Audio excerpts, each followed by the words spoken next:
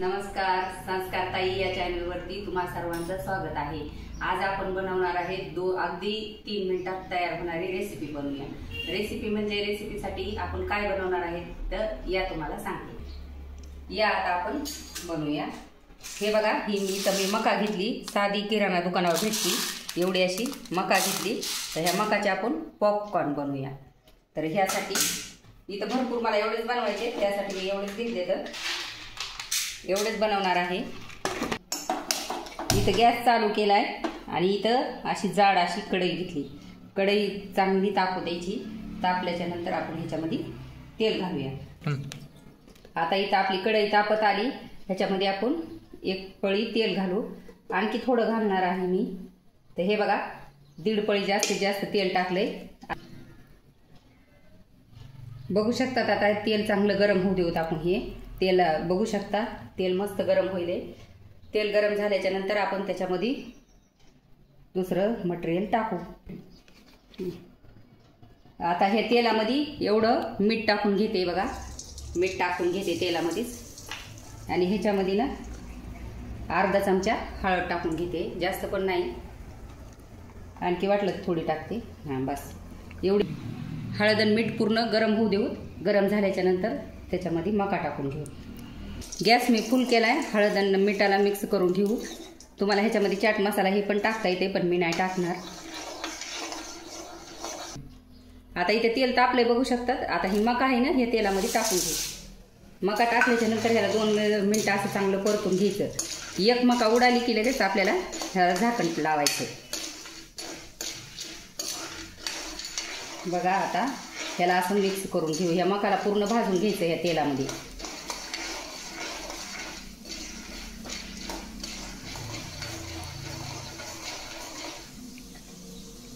थोडा गॅस कमी करते म्हणा, थोडासा गॅस कमी केलाय।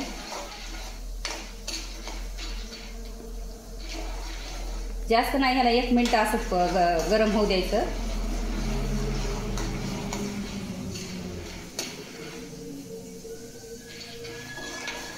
आपलं हे गरम झालंय बघू शकता, उडायलंय हे।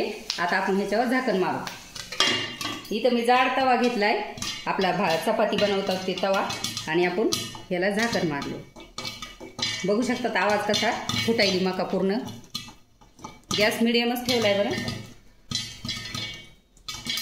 जास्त गॅस फुल केला ना तर ती मका खालची करपून जाईल, त्यामुळं गॅस कमीच केलाय आणि व्यवस्थित मका। आवाज बघू शकतात मका फुटायला कसा आवाज येतोय।